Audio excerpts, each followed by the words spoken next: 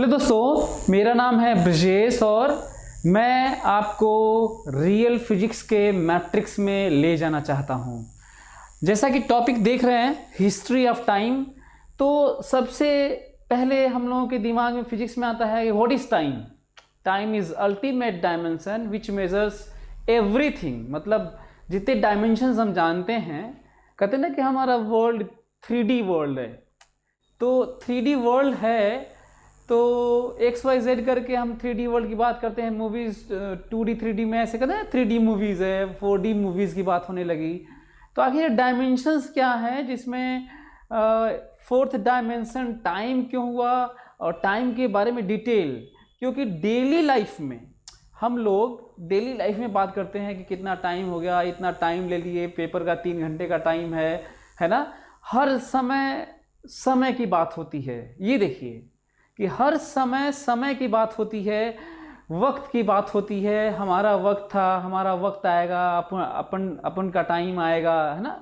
Rock music भी बना, rap भी बना। और सबसे ज़्यादा इस पे बात भी होती है कि ये वक्त गुजर जाएगा, है ना। साहित्य में चाहे कहते हैं कि जो लिरिसिस्ट होते हैं पल की बात करते हैं, वो वक्त की बात करते हैं, वो है ना। तो समय है, समय रहते चीज़ें हो जानी चाहिए। सुने होंगे ये समाज में। तो आज हम लोग जानेंगे कि समय क्या है, समय कब शुरू हुआ और समय का अंत कब होगा या नहीं होगा। क्या इसे गॉड ने क्रिएट किया। 365 दिन ही क्यों होते हैं, पूरे दिन में 24 घंटे क्यों होते हैं, 1 घंटे में 60 मिनट्स ही क्यों होते हैं, 1 मिनट में 60 सेकेंड्स ही क्यों होते हैं, एक सर्कल में 360 डिग्री 360 डिग्रीज ही क्यों होते हैं। ये जितने भी क्वेश्चंस हैं उसको हम लोग ट्राई करेंगे समझने की, जो आज तक इस पे बातें नहीं होती रही, बस मानते रहे। क्योंकि मैंने बहुत सारे लोगों से एक क्वेश्चन पूछा कि आप हमको बताइए कि 1 मिनट में 50 सेकेंड होते, चाहे 100 सेकेंड होते, थोड़ा अच्छा नंबर होता, ये 60 सेकेंड्स क्यों, है ना। 1 घंटे में 60 मिनट्स क्यों, थोड़ा अच्छा लगता, 50 होता, 100 होता या 10 होता, है ना। मतलब डिकेड्स की तरह होता है ना, डिकेड्स 10 डिकेड्स लेते हैं, तो उस तरह की चीज़ें इसमें क्यों नहीं है। एक सर्कल में 360 डिग्री की जगह 400 रहता, 360 की जगह 400 रहता, क्या दिक्कत हो जाता। 100 होता और बढ़िया होता है, 100 सेंचुरी की अक्सर बात होती है। तो हम लोग आज समझने की कोशिश करेंगे। 6000 ईयर्स एगो, मतलब आज से 6000 साल पहले, या फिर यूं कहे कि 4000 BC, बिफोर क्राइस्ट 4000, ल्यूनिक कैलेंडर था जिसमें 12 से 13 मंथ्स थे, जिसमें 354 और 384 डेज कहा जाता है रहे होंगे। क्योंकि डॉक्यूमेंटेड फॉर्म में इस तरह की नहीं है कि काफ़ी कुछ चीज़ें हम लोग आर्कियोलॉजी में हम लोग खोदते हैं और चीज़ें आती हैं, फोटोज़ बने होते हैं, उनके बहुत सारे डिवाइस के स्ट्रक्चर्स रहते हैं। तो हम लोग आइडेंटिफाई करने की कोशिश करते हैं कि इस तरह का चीज़ें होगा। 250 साल पहले, कैलेंडर शुरू होने से पहले, जो इंग्लिश कैलेंडर है उसके 250 साल पहले 250 BC अलार्म क्लॉक बना, जो हम लोगों को किसी मोमेंट पे बताता था कि अभी हमें याद दिलाने के लिए कि ये है, जो वाटर क्लॉक में ही था। माया कैलेंडर, जिसमें हम लोग 2012 में बात हो रही थी कि कैलेंडर ख़त्म हो गया, इसका मतलब दुनिया ख़त्म हो जाएगी, यहीं तक बना था। जो लोग उस समय चर्चा का विषय बने थे और इस पे ध्यान दे रहे थे, उन पे जो इस तरह की बातें कर रहे थे, चर्चा का विषय बने थे कि वो बोल रहे हैं कि कैलेंडर अब ख़त्म हो गया, इसके फर्दर आगे डेट्स नहीं हैं। तो माया कैलेंडर की बात है, उसमें 18 मंथ्स होते थे, 20 डेज होते थे, और उसके बाद 5 अलग से डेज ऐड किए जाते थे। तो इस तरह से मंथ्स का सब डेज मिलाकर 365 डेज 365 डेज होते थे। इजिप्टियन डिवाइस टी शेप्ड का आया जो सन डायल बनाना, पहली बार जो नॉन लीनियर फॉर्म में सन डायल जो शैडो से मैं आगे दिखा भी देता हूँ। ये देखिए सन डायल है जो जिसके शैडो से नॉन लीनियर फॉर्म में उसके शैडो से हम लोग आइडिया लगाते थे डिविजन्स का कि इस तरह से हमारा टाइम प्रोपोगेट कर रहा है, जबकि हमारे पास बहुत अच्छा एक डिवाइस नहीं था। लेकिन फिर भी something is better than nothing के नाम पे सबसे पहले स्टार्ट ये हुआ था। ये समझने की बात है। ये बात है 1500 बीसी, 1500 बिफोर क्राइस्ट सन डायल बना था। मतलब आज से 3500 साल पहले की बात है। वाटर क्लॉक मोस्ट प्रिसाइज बना, जिसको लेकर अलार्म क्लॉक बना था। Even measured hours in night manually, मतलब हम लोग हाथ से उसको थोड़ा थोड़ा इंटरवल में बढ़ा बढ़ा के हम लोग समझ पाते थे कि इस तरह से हमारी रातें बीत रही हैं, आवर्स को मेजर करते थे। 127 BC Hipparchus divided a day into 24 equinoctial hours. सबसे पहले 127 साल पहले जब इंग्लिश कैलेंडर शुरू हुआ था, मतलब आज से लगभग 2000 साल पहले ही लगभग शुरुआत में ही उससे पहले हिपार्कस थे जिन्होंने डे को पूरे दिन रात मिला के, जो अर्थ अपने एक्सिस के अबाउट घूमती है, 24 घंटे में उन्होंने डिवाइड किया था।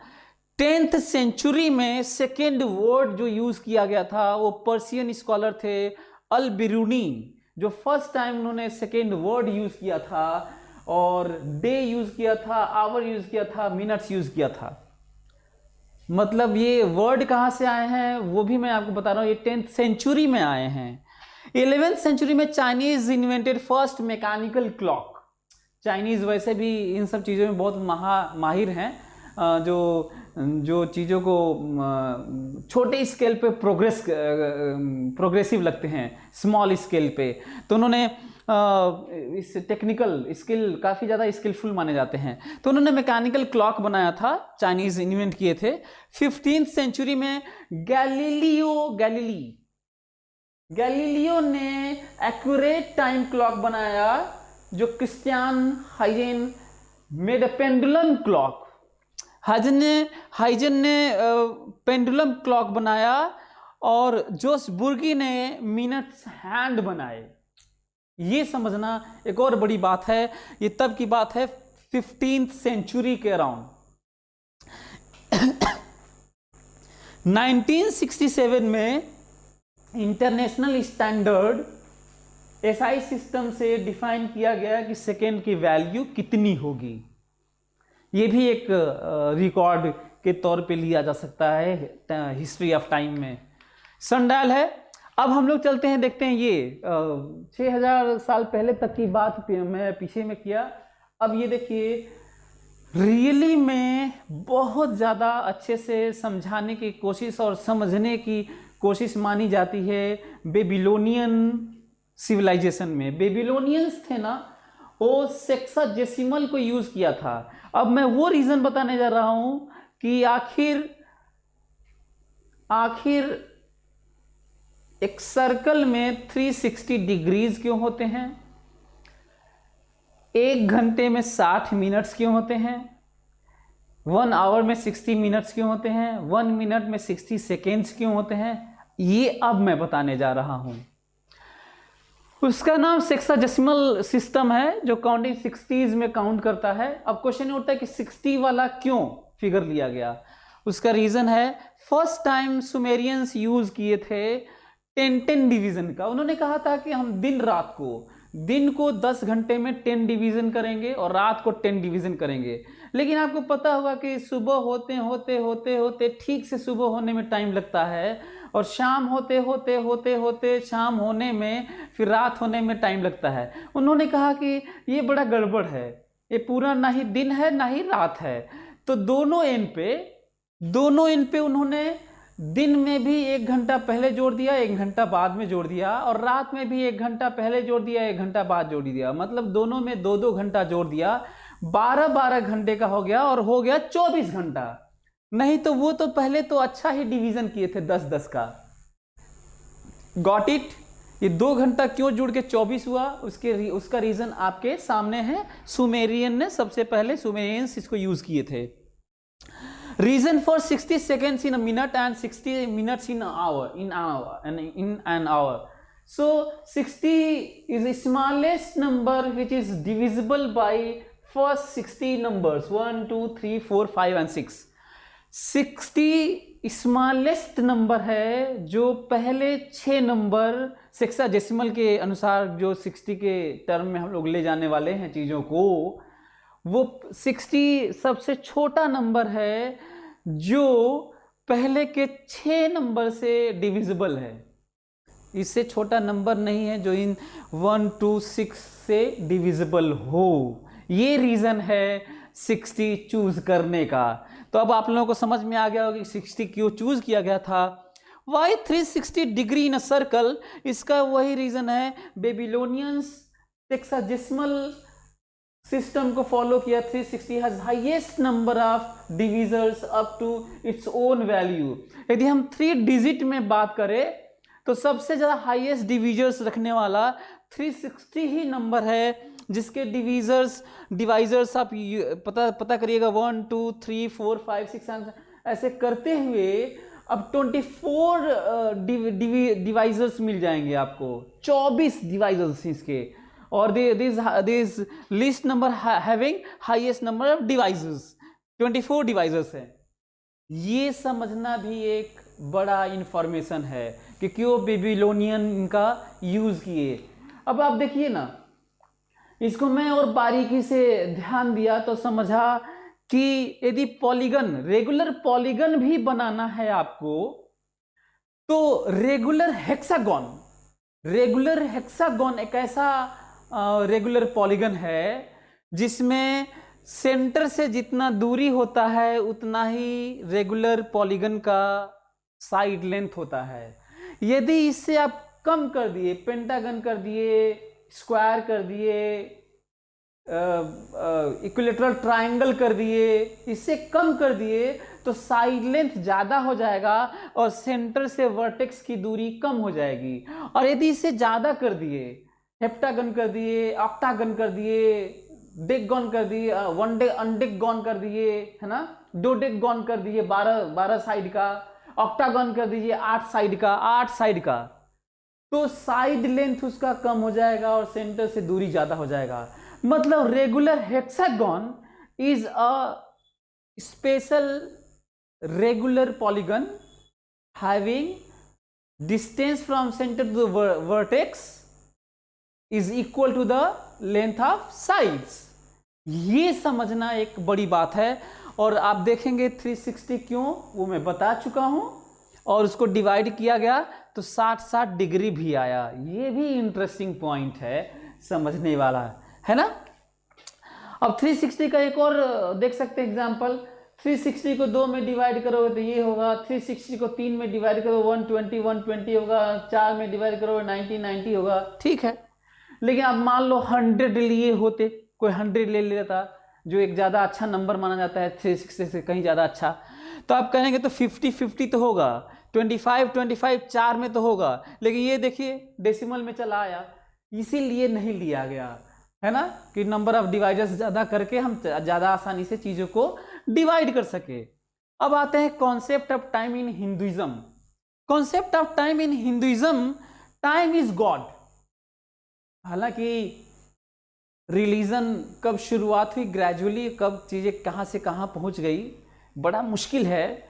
लेकिन आप देखिए किस तरह से हिंदुइज्म में हम लोग बिलीव करते हैं कि टाइम इज़ गॉड, टाइम ही भगवान है, इस तरह का फीलिंग है। गॉड इज़ टाइमलेस, उससे गॉड को टाइम से मतलब नहीं है, वो उसी के वश में सब है।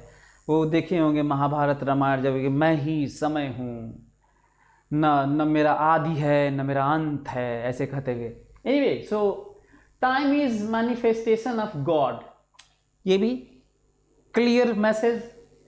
with an action potency of the supreme which manipulates the material energy। ये इसको हम लोग अब वेदास में और पुराण उपनिषद बहुत सारी स्क्रिप्चर्स हैं हिंदुइज्म में जो चीज़ों को और ज़्यादा एक्सप्लेन करने की कोशिश करते हैं कि भाई टाइम ये है, टाइम वो है। हम लोग देखेंगे कि टाइम का प्रोग्रेस कैसे धीरे धीरे आगे हुआ। और फिलहाल हिंदुइज्म के नाम पे इतना है कि गॉड ही चीज़ें डिफाइन किया, गॉड के लिए ही गॉड के लिए टाइम का कोई मतलब नहीं है, गॉड कब शुरू हुआ इसकी बात नहीं करनी है, गॉड का अंत है कि नहीं, ईश्वर का अंत है कि नहीं इसकी बात नहीं करनी है, इस तरह की बातें चलती हैं।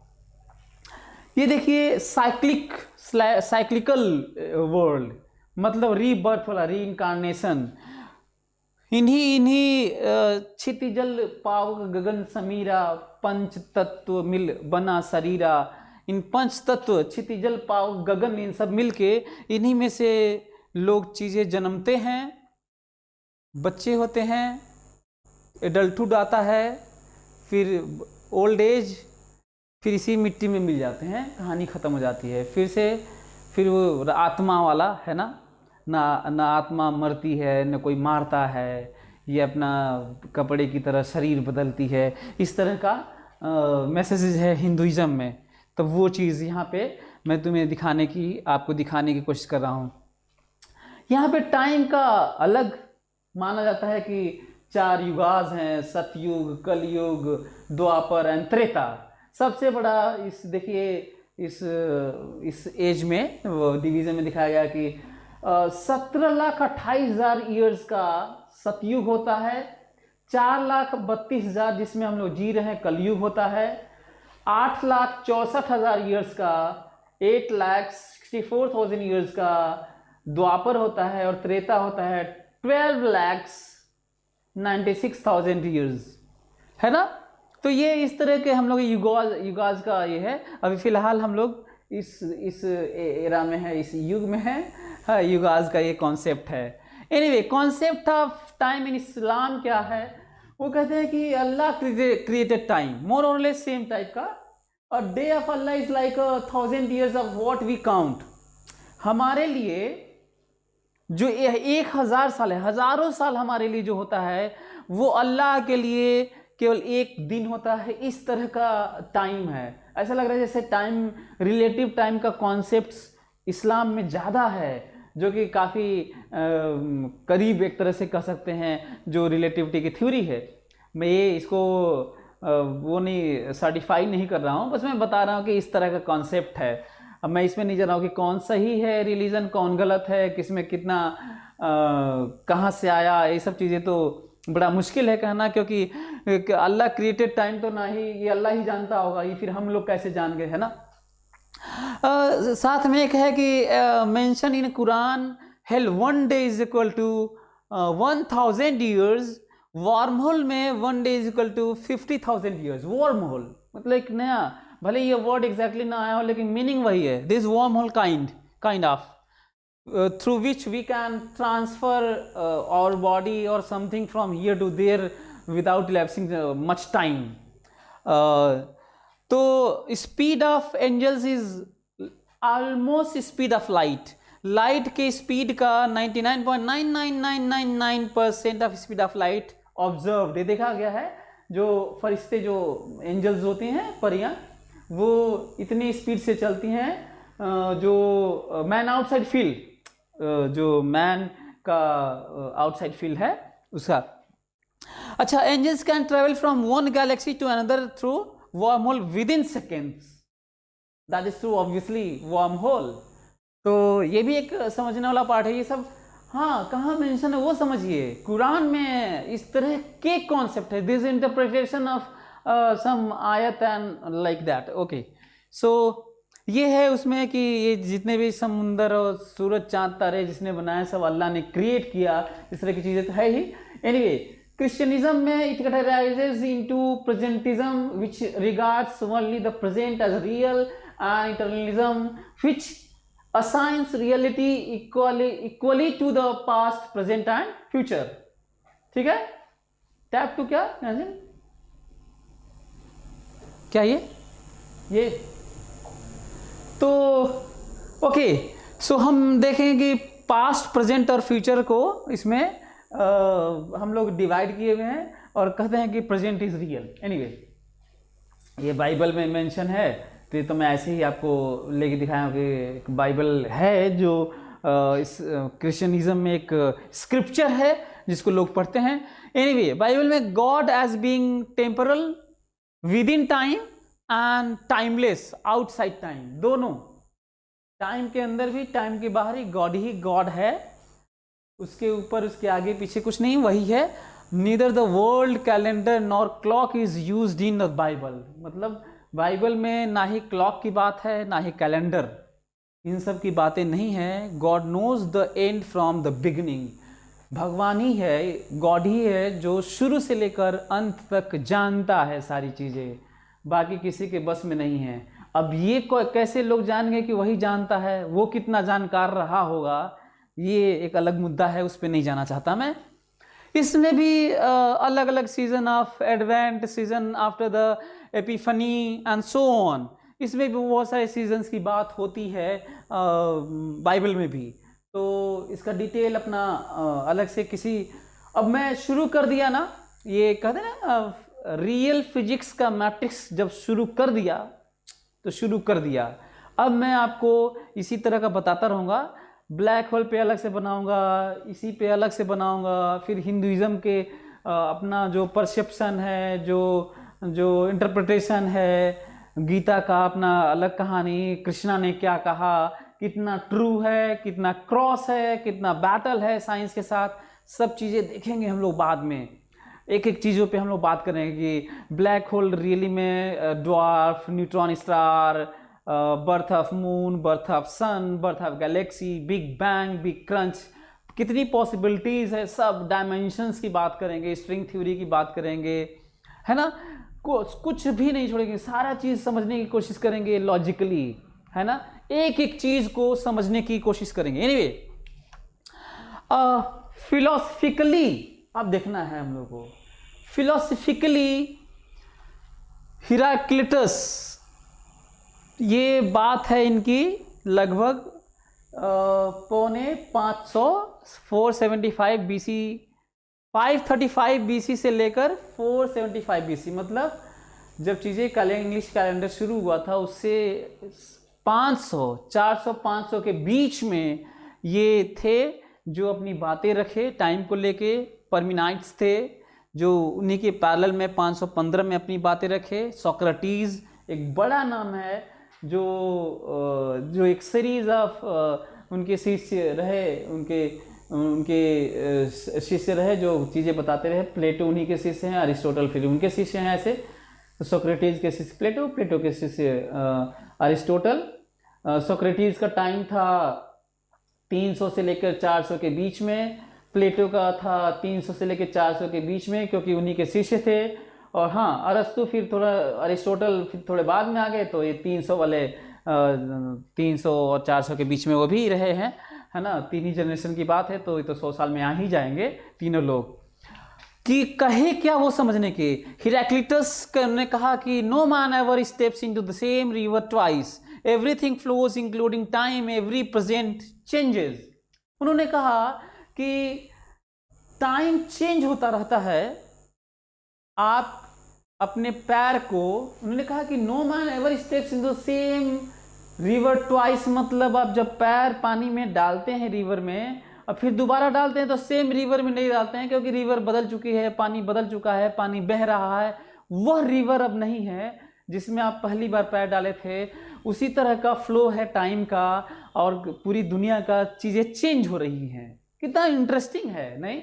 और यहाँ से शुरुआत होती है अल्टीमेट फिलॉसफी की। परमिनाइज कहते हैं कि he is notorious for denying that there can be any change.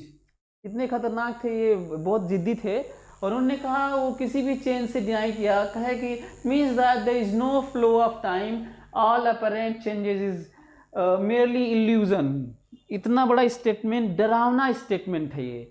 उन्होंने कहा कि दुनिया में कोई बदलाव नहीं होता, जो तुम बदलाव देख रहे हो वह महज एक इल्यूजन है। एक क्या इल्यूजन को क्या कहेंगे, एक बोलेंगे कि भाई रियली में है ही नहीं, ये आपको दिख रहा है, भ्रम है। इल्यूजन मतलब भ्रम है, ये ये दुनिया एक माया जाल टाइप का आपको दिख रही है, ये है नहीं रियली में, ये कुछ और है। बल्कि शायद उनका कहने का सेंस है कि हम भी, हमारा एंटिटी, हमारा एग्जिस्टेंस भी नहीं है, किसी का भी नहीं है, एक माया जाल है। एक शायद उनका सेंस ये होगा कि ये फिल्म की तरह है और इसका रियल एग्जिस्टेंस नहीं है। ये अपने आप में हमें लगता है कि ये एक बड़े टॉपिक को छेड़ दिया था जो आज तक चल रहा है ना। सोक्रेटिस कहते हैं did not speak about time, rather he spoke about knowledge, logics and wisdom.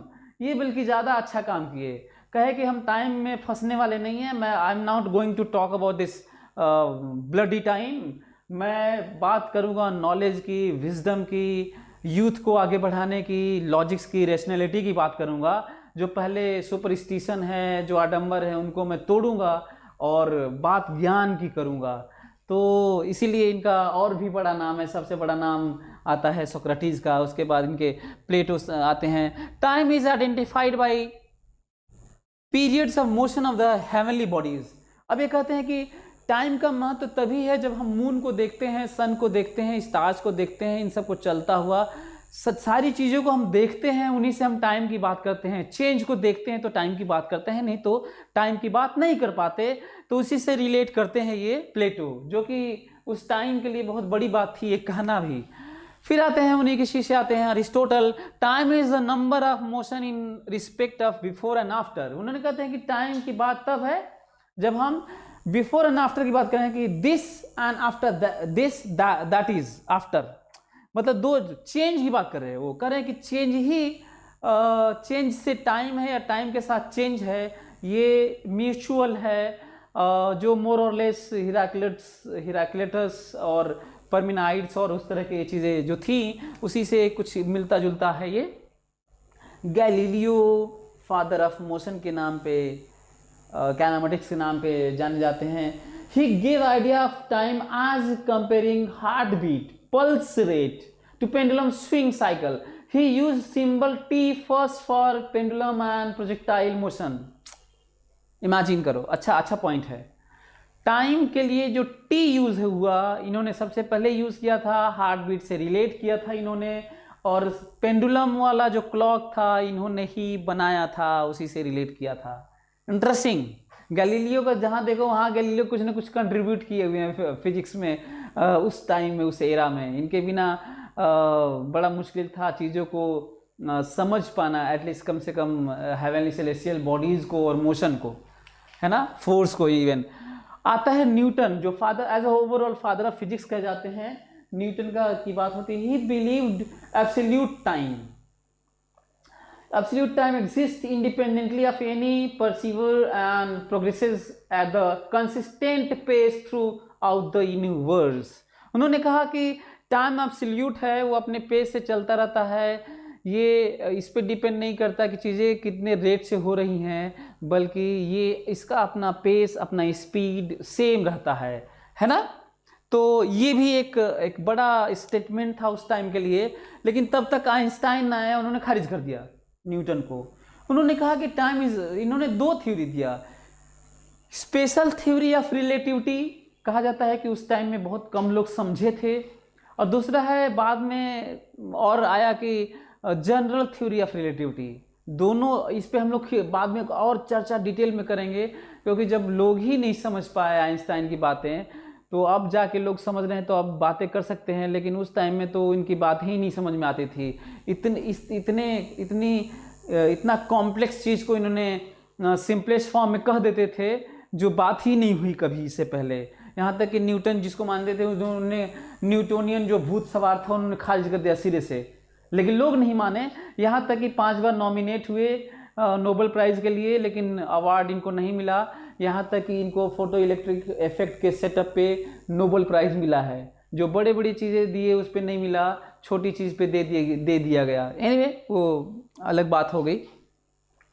उन्होंने कहा कि his special theory of relativity says that time slows down or speeds up depending on how fast you move relative to something else. His general theory of relativity, gravity can bend the time. दो चीज़ें कहे। उन्होंने कहा कि time absolute नहीं होता, अपने pace से नहीं चलता, ये हमारे ऊपर डिपेंड करता है हम कितने फास्टर चल रहे हैं, कितने स्लोअर चल रहे हैं। हम तेजी से चलेंगे तो टाइम स्लो हो जाएगा, बहुत तेज चलेंगे तो बहुत स्लो हो जाएगा, स्पीड ऑफ लाइट से चलेंगे तो टाइम स्टॉप हो जाएगा मेरे लिए। ये एक इंटरेस्टिंग पॉइंट है कि टाइम डायलेशन की बात हो रही है, टाइम के अलग अलग टाइम के स्पीड की बात हो रही है जो न्यूटन को खारिज करता है। और यहाँ तक इन्होंने कहा स्पेस टाइम कर्व की बात किया। उन्होंने कहा कि ग्रेविटी टाइम को बेंड कर देती है। ये देखिए, मतलब जो ग्रेविटेशनल फील्ड है वो टाइम को बेंड करता है। स्पेस टाइम कर्व की बात, मतलब सोचने में भी डर लग रहा है कि स्पेस के बेंडिंग की बात हो रही है, दिस स्पेस इसके बेंडिंग की बात हो रही है, जो दिस 3D स्पेस इसके बेंड होने की बात हो रही है, और वो भी टाइम के बेंड होने के साथ में, टाइम के साथ में स्पेस टाइम कर्व। सरप्राइजिंग, मुश्किल है। तब तक स्टीफन हॉकिंग अभी हाल ही में गुजरे हैं, है ना, उनका वो सक्सेसर के रूप में माने जाते थे आइंस्टाइन के, और ऐसे उन्होंने बहुत काम किया। इनकी पॉपुलर बुक है ब्रीफ हिस्ट्री ऑफ टाइम, जिसमें मैं हिस्ट्री ऑफ टाइम को लेकर चल रहा हूँ। उनका ब्रीफ हिस्ट्री ऑफ टाइम है। Time flows in one direction which is why we remember the past not future. Our brain measures the direction of time in which disorder increases. Entropy की बात हो रही है। Entropy measures disorderness of system, randomness. So time का कह रहा है कि टाइम एक डायरेक्शन में फ्लो होता है, इसीलिए पीछे बीते हुई चीज़ों को एज मेमोरी हम याद रखते हैं, लेकिन आगे की चीज़ें क्योंकि आया नहीं है इसलिए हम नहीं जान पाते। बड़ा स्टेटमेंट है ये अपने आप में कि टाइम एक डायरेक्शन में फॉरवर्ड चलता है, बैक नहीं चल सकते, है ना। तो ये भी एक सोचने में कि पास्ट हम याद रख सकते हैं, इवेंट को देखे रहते हैं, लेकिन फ्यूचर हम प्रेडिक्ट नहीं कर पाते, देख नहीं पाते। Anyway, why time is called fourth dimension. ये this is like 3D view of fourth dimension. Time fourth dimension which is ultimate dimension which measures everything. Lucy movie देखा होगा, साइंस फिक्शन मूवी है, उसमें बताने की कोशिश ये करता है कि टाइम ही सब कुछ है, सब सारी चीज़ें मेज़र करता है। और जैसे जैसे हमारी कैपेसिटी, हिप्पोकैम्पस की बात किया है, उसमें सेरेबेलम की बात की है, फंक्शन ऑफ ब्रेन की बात किया है कि हम कितना यूज़ कर पाते हैं, है ना, ये सेरेबेलम। तो और तब हम चीज़ों को कितना तक जान पाते हैं, है ना। तो ये भी इन चीज़ों को समझने की ज़रूरत है। ये देखिए, जितना इसमें हम लोग टाइम में जैसे भी अंदर जाते रहेंगे, वो फिर जब निकल के हमारे सामने आता है एज प्रेजेंट तो सेम ही लगता है, जबकि आगे भी बढ़ जाते हैं तो भी। Anyway, this is kind of fourth dimension, like कि फोर्थ डायमेंशन क्यों कहा गया वो मैं बता देता हूँ। हम 3D चीज़ों में, 3D वर्ल्ड में जब किसी चीज़ को स्पेसिफाई करते हैं कि ये चीज़ का कोऑर्डिनेट XYZ कुछ भी है, तभी सही है, क्योंकि दुनिया डायनामिक्स है, तभी सही है जब टाइम भी बताएंगे। जैसे एग्जांपल लेते हैं कि कोई मेरा दोस्त खड़ा है प्लेटफॉर्म पे, वो कह रहा है कि मेरे से ट्रेन 100 मीटर दूर है। वो डायमेंशन बता रहा है, लीनियर डायमेंशन, कि ट्रेन मेरे से 100 मीटर दूर है, फ़ोन करके बता रहा है वो कि 100 मीटर दूर है। तो मेरे पास आने में इंफॉर्मेशन टाइम लगा होगा, तो जब मैं सोचा होगा कि 100 मीटर दूर हो, तो उस समय 100 मीटर दूर नहीं होगा, तब वो कम हो चुका होगा यदि ट्रेन आ रही है तो। बल्कि ये बोल देता कि 7:06 पे वो 100 मीटर दूर है, तो मैं कितना भी देर बाद सुनूंगा, यदि उसमें टाइम बता दिया जाएगा तो तब सही है। यदि आप टाइम स्पेसिफाई नहीं करेंगे तो आपका कोऑर्डिनेट का कोई मतलब नहीं है, 3D कोऑर्डिनेट। इसीलिए इसको फोर्थ डायमेंशन कहा गया है कि वो भी मेंशन करना जरूरी है। Anyway, is time travel possible? क्या टाइम ट्रेवल संभव है? क्या हम पास्ट में जा सकते हैं? यदि जा पाते तो जितने भी डिजास्टर्स, कैलामिटीज, चाहे एक्सीडेंट जो भी कुछ हुए हैं, हम उनको फिर से पास्ट में जाके सही कर सकते हैं। क्या ये संभव है? तो हमें आंसर मिलेगा कि अभी फ़िलहाल तो संभव नहीं है, पता नहीं, फ्यूचर में देखते हैं। वैसे कई थ्योरी ऐसी हैं जो काट देती हैं कि टाइम ट्रेवल पॉसिबल है। वैसे इस पे मूवी भी है, इस पे किताबें भी लिखी जा चुकी हैं, and this is burning issue, है ना, एक बर्निंग टॉपिक है जिस पे खूब बातचीत चल रही है, टाइम ट्रेवल पे। तो टाइम ट्रेवल पे यदि हम आगे पीछे जा सकते हैं तो देखा जाएगा आगे पीछे क्या पॉसिबल है, देखेंगे क्या इस तरह का कुछ हम बना सकते हैं जिससे जिस डायमेंशन में हम पीछे भी जा सकें।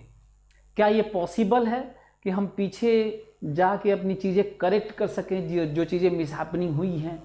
क्या ये पॉसिबल है? क्या हम गांधी को फिर से पूरा सुन सकते हैं? क्या हम गांधी को देख सकते हैं, जाके उस सभा में बैठ सकते हैं जो गांधी ने किया था? अब्राहम लिंकन, जवाहरलाल नेहरू, भगत सिंह, जो भी जितने भी लोग रहे हैं इस दुनिया में, एपीजे अब्दुल कलाम से जाके क्या मिल सकते हैं, उनसे बातें कर सकते हैं?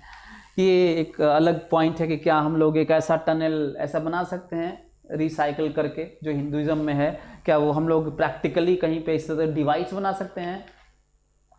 What is time dilation and effect on GPS? Time dilation मतलब टाइम का बदल जाना, टाइम डायलेट हो जाना, चेंज हो जाना, कंप्रेस एक्सटेंड हो जाना, that is time dilation. GPS में ग्रेविटी वाला यूज करके, ज़्यादा ग्रेविटी है, इंपॉर्टेंट पॉइंट है। वैसे मैं ब्लैक होल को अलग से पढ़ाऊंगा, वॉर्म होल अलग से बताऊंगा, इंफॉर्मेशन दूंगा आपको, इसी तरह का टॉपिक लेकर आऊंगा। ब्लैक होल मतलब ब्लैक होल का मतलब ये नहीं है कि कोई चीज़ वहाँ ब्लैक है, कोई बॉडी है। ब्लैक होल का ये मतलब है बस कि वहाँ पे ग्रेविटी इतनी ज़्यादा है, इन्फाइनेटली लार्ज है, इन्फिनिटी ग्रेविटी है कि इवन लाइट भी जाके स्केप नहीं हो पाती, वहाँ से आ नहीं पाती, रिफ्लेक्ट नहीं हो पाती, या लाइट आ नहीं पाती, ग्रेविटी खींच लेता है, जैसे इसको ग्रेविटी खींच रहा है, ये देखिए। तो ये समझना है। तो दिस टाइम डायलेशन है ना, कि तो ज़्यादा ग्रेविटी में टाइम स्लो हो जाता है। इसका मतलब जितनी ग्रेविटी यहाँ पर है, 100 किलोमीटर ऊपर चले जाओगे तो ग्रेविटी कम हो जाएगी। इसका मतलब ये हुआ कि यहाँ पर टाइम स्लो चल रहा है और 100 किलोमीटर ऊपर टाइम फास्ट चलेगा, और ज़मीन के अंदर चले जाओगे तो फिर ग्रेविटी कम हो जाएगी और टाइम फास्ट चलेगा। यदि मैं ये कहूँ कि मेरा सिर थोड़ा ऊपर है और मेरा पैर नीचे है, so my head is older than my leg, यदि मैं इस तरह से रहूं तो सही है, पर इतना डिफरेंस नहीं होता, ये जस्ट किडिंग, जस्ट जोक। लेकिन आज एग्जैक्ट वैल्यू के टाइम टर्म में तो सही है, क्योंकि माई head is in less gravity and having more speed of time, है ना।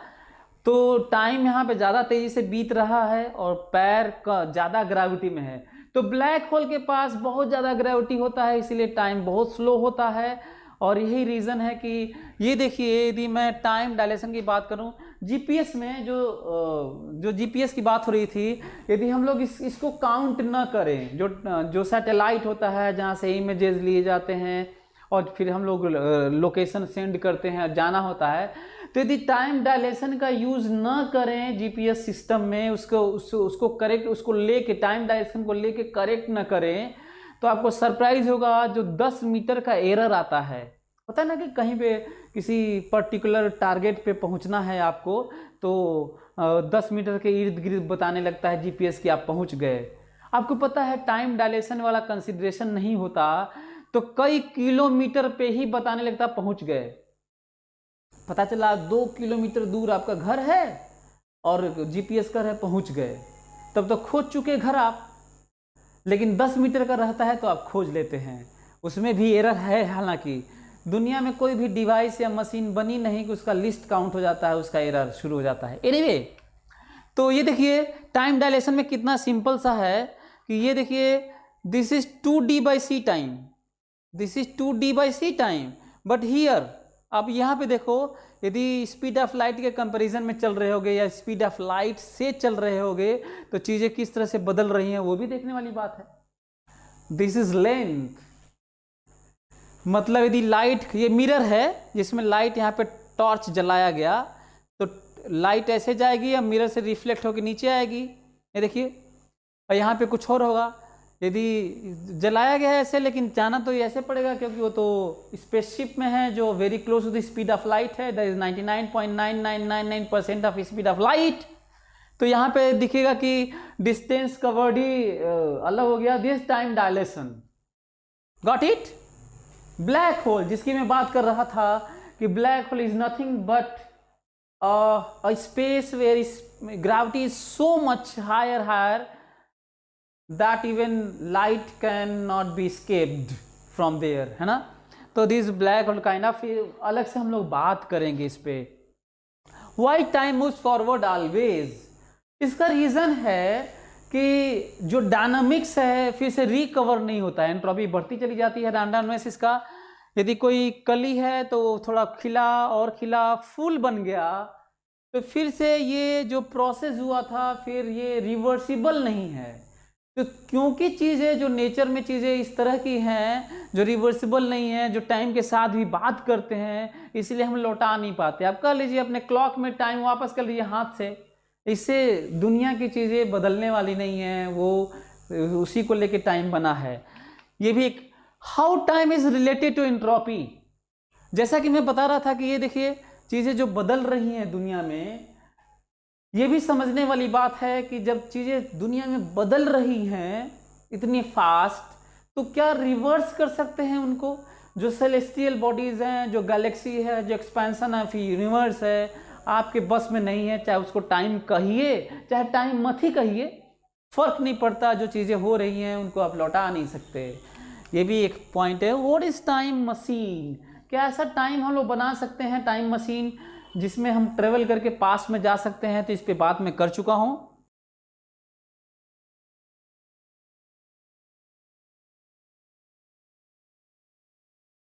तो ये इसका entropy which is increasing always, जो रैंडमनेस मेजर करता है, हम लौटा नहीं सकते। क्या टाइम मशीन पॉसिबल है? क्या ऐसा हम लोग टाइम मशीन बना सकते हैं जिसमें हम पीछे जा सकें, चीज़ें देख सके, करेक्ट कर सके चीज़ों को जो हमसे गलतियां हुई हैं?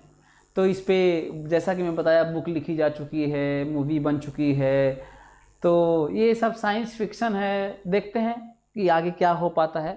Anyway, this kind of time machine like एक फिक्शन की तरह बनाया गया है ना, कि कुछ इसी तरह की चीज़ें होंगी जो कि कॉन्सेप्चुअलाइज करना थोड़ा मुश्किल है। It's very tough to make a video or make a machine which make us feel to time is passing or going back, return back, not possible।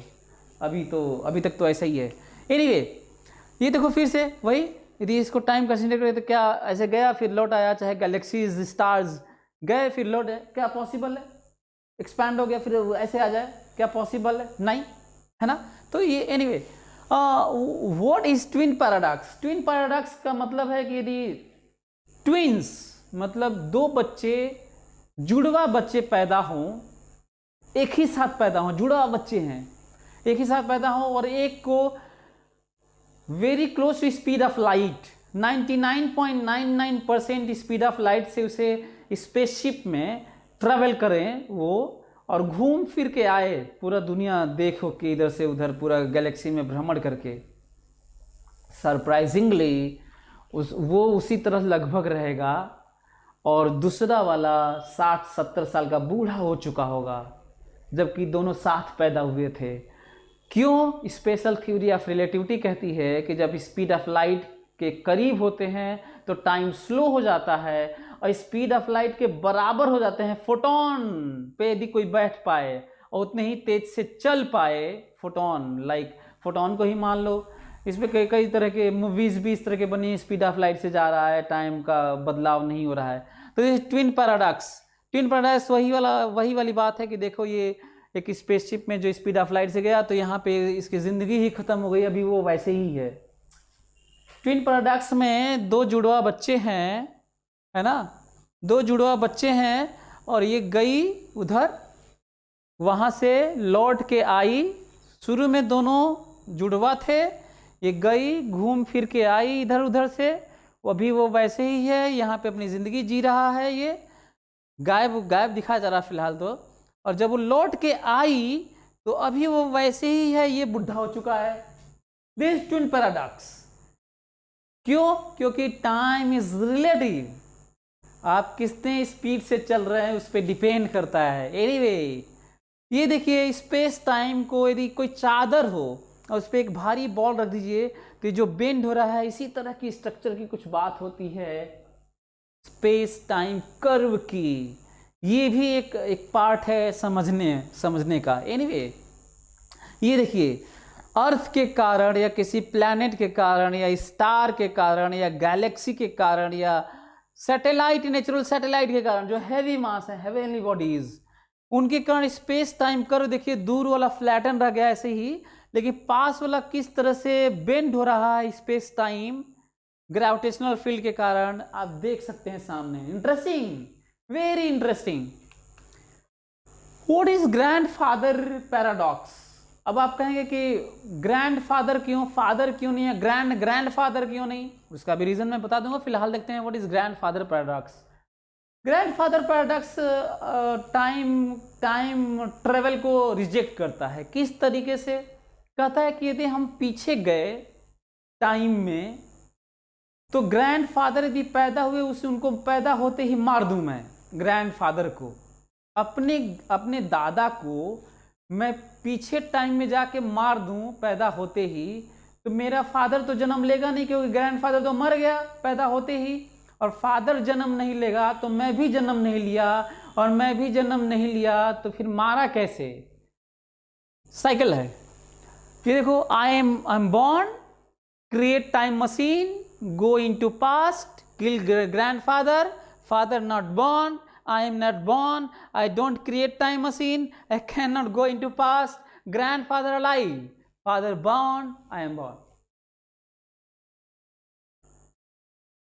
Is it right? अब कहोगे फादर ये father paradox क्यों नहीं? तो कोई चीज़ इसी तरह से पॉपुलर हो जाती है, नहीं तो हम लोग पास्ट में जाके फादर को ही मार देंगे, उसके पैदा होते ही तो खुद भी नहीं पैदा होंगे, या खुद सेल्फ सुसाइड की बात कर लें, पैदा होते ही खुद को मारे तो हम ही टाइम मशीन कैसे बना लेंगे? तो जो चीज़ पॉपुलर हो जाती है तो उसी के नाम से चलता है। नहीं तो ग्रैंडफादर पैराडॉक्स भी हो सकता है, फादर पैराडॉक्स भी हो सकता है, और सेल्फ सुसाइड पैराडॉक्स भी हो सकता है। इसमें कोई वो अलग नहीं है। तो इसका रीज़न भी आपको समझ में आ गया होगा। इस टाइम इल्यूजन एक बड़ा, हमको तो लगता है कि इस पे इंसेप्शन टाइप की मूवीज बनी हैं, मैट्रिक्स और पता नहीं कितने लोग कंसेप्चुअलाइज किए हैं इस तरह के चीज़ों को। इस टाइम इल्यूजन ऐसा अलग अलग टाइम लोगों के लिए अलग अलग है। साहित्यकारों के लिए पल दो पल का ये सफ़र, पल दो पल का साथ, हमने यूं ही कर ली, पता नहीं क्या क्या ऐसे एक मुलाकात, पल पल दिल के पास तुम रहती हो। ये जो पल है, जो क्षण है, जो मोमेंट है, जो इंस्टेंट है, अगला इंस्टेंट, दो के बीच में सबसे कम टाइम कितना इंटरवल हो सकता है, उस साहित्यकार से पूछिए तो गस्ती खा के गिर जाएगा, वो समझ नहीं पाएगा जिस पल को यूज़ कर रहा है वो।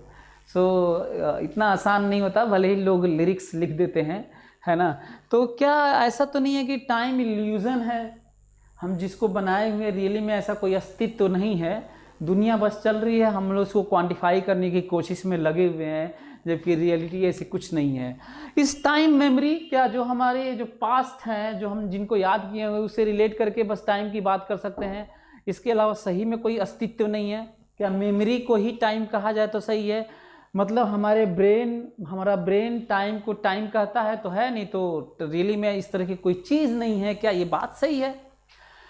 जैसे बिलियंस ईयर्स है ना, जीरो टाइम मान लेते हैं, और इसके बाद origin of matter, origin of Milky Way, then particular galactic stellar planetary motion, chemical origin of earth and origin of life on earth, then present time है ना, टाइम मूविंग फॉरवर्ड, और इस तरह का स्टार्ट हुआ।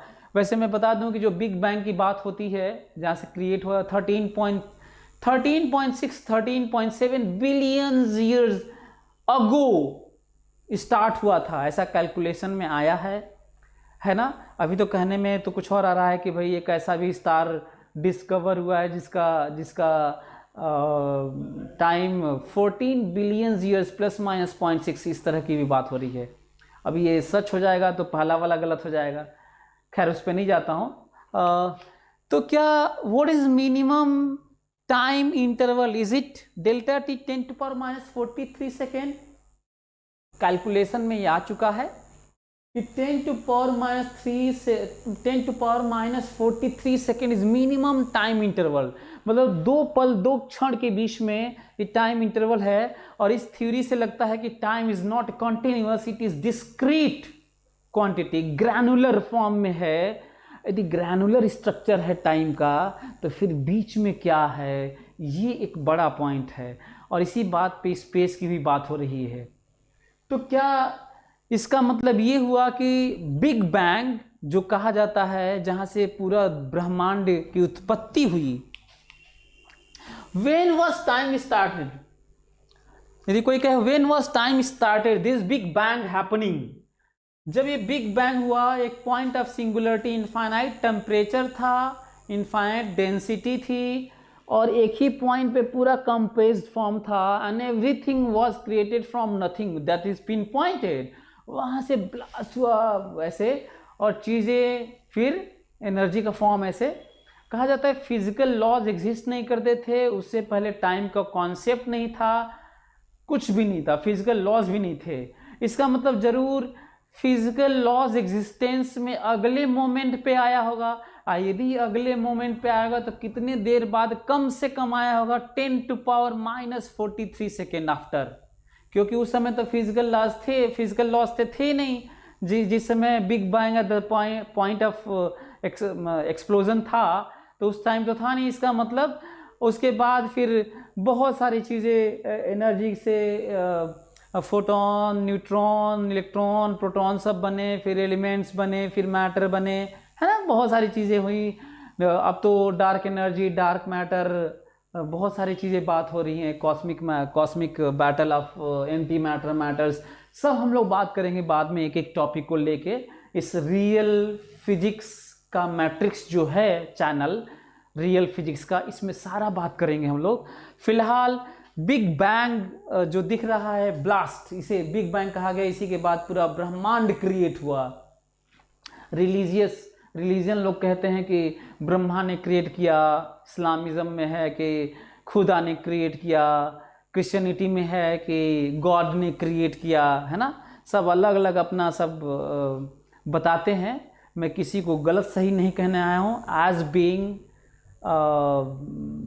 साइंस स्टूडेंट, जो दुनिया में सभी लोग कहते हैं कि मैं स्टूडेंट ही हूँ, आइंस्टाइन भी कहते थे, न्यूटन भी, मैं भी स्टूडेंट ही हूँ। हमेशा आदमी हमेशा ही सीखता रहता है।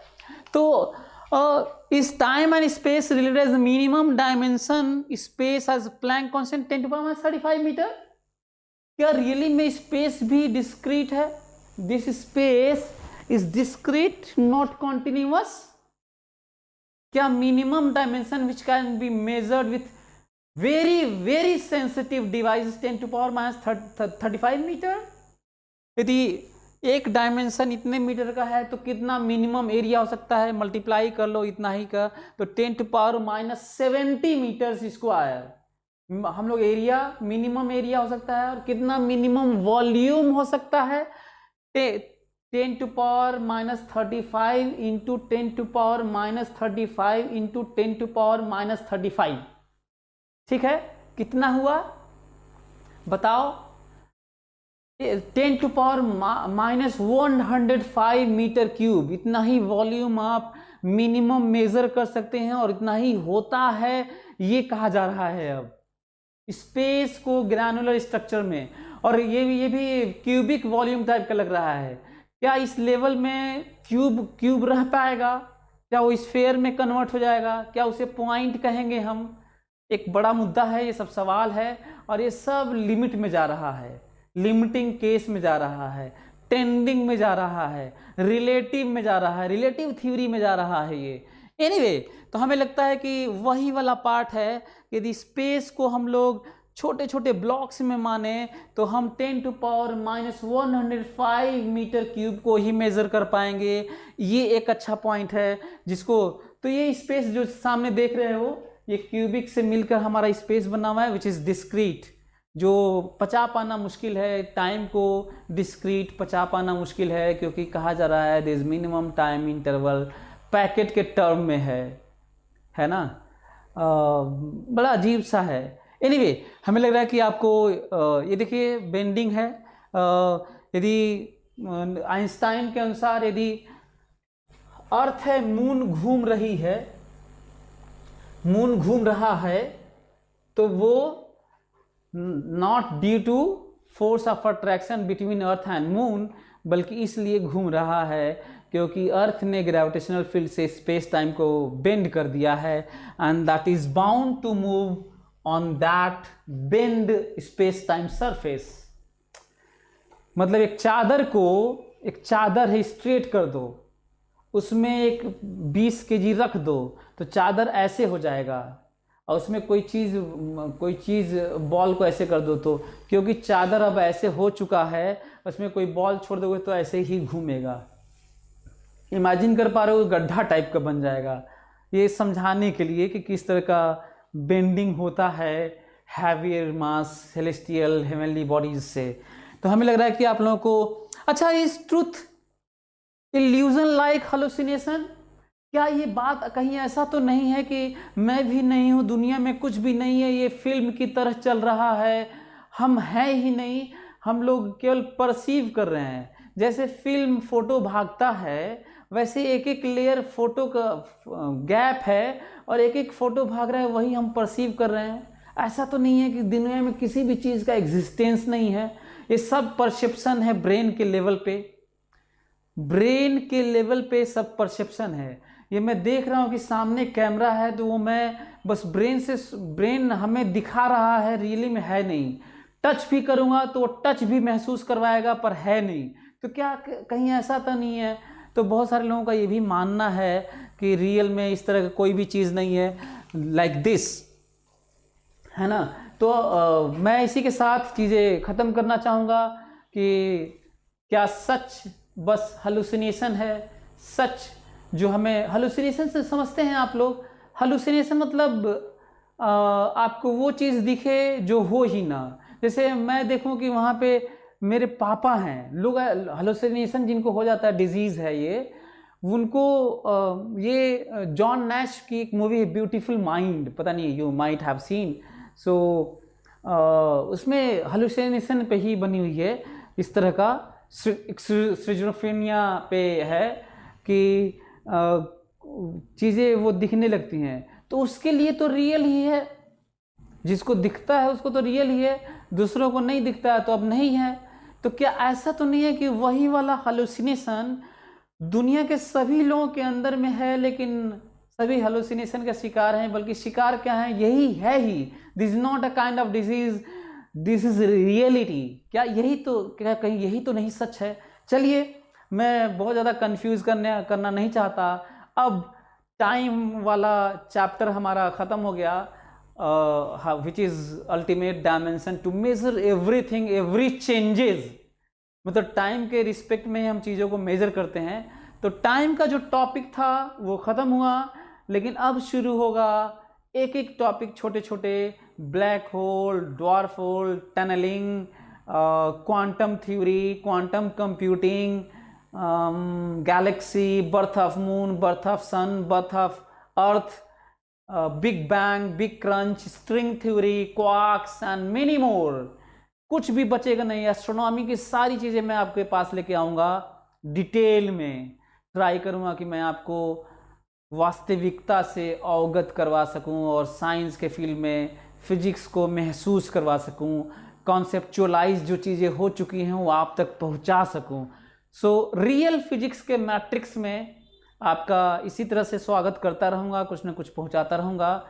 आप बस देखते रहिएगा, चैनल को सब्सक्राइब कर लीजिए और हमको कमेंट में बताइए कि अगला वीडियो मैं किस पे बनाऊं, और आसान और बनाऊंगा। टाइम एक ऐसा था कॉम्प्लेक्स चीज़ कि जो कोई नहीं समझा, भला मैं कैसे समझता और आप कैसे समझ लेते। बस पर जितना कंटेंट था सारा मैं आपके सामने परोस दिया। अब आपके ऊपर है, क्योंकि आप भी पोटेंशियली उतना ही हैं जितना आइंस्टाइन थे, न्यूटन थे। आप भी सोच सकते हैं, नई चीज़ें, नया डायमेंशन दे सकते हैं दुनिया को। तो मैं आपको वो डेटा रखा जो अभी तक पहुंचती टाइम के बारे में। अब आप सोचिए, आप कुछ और करिए, कुछ और इस पे बातचीत करिए, और सो कॉल्ड गॉड आपको ब्लेस करे कि आप भी डिस्कवरी करिए, इन्वेंट करिए और नाम कमाइए। मैं तो हूँ ही आपको सारी चीज़ देने के लिए लगा रहूँगा। चलिए, आप चैनल को सब्सक्राइब कर लीजिए और कमेंट करके बता दीजिए, लाइक कर दीजिए, और वीडियो को ज़रूर देखते रहिएगा ताकि फिजिक्स आप समझ सकें। और यदि मैं कहूँ ना तो गलत नहीं होगा कि physics is real science which explains everything, psychology तक, साइकोलॉजी, इतिहास भूगोल, history, civics, chemistry, biology, everything, दुनिया की सारी चीज़ों को एक्सप्लेन करता है। बस अंतर इतना होता है कि हमें फंडामेंटली जाना होता है। Fundamentally chemistry is physics, fundamentally biology is physics, fundamentally psychology is also physics. आप कहेंगे साइकोलॉजी फिजिक्स कैसे है? हम परसेप्शन और brain functioning, analytical skill, psycho analysis, यही सब बातें जो करते हैं, that is kind of changes in the form of electrochemical and electrochemical के में फंडामेंटली जाएंगे, दैट इज इलेक्ट्रोमैग्नेटिक, है ना। तो ये सुन के थोड़ा अजीब सा लग रहा होगा कि क्या सच में सब कुछ, everything is kind of physics. Anyway, मैं बस आपको वो फैक्ट्स एंड फिगर बता रहा हूँ। चलिए, ओके, बाय, मिलते हैं अगले वीडियो में।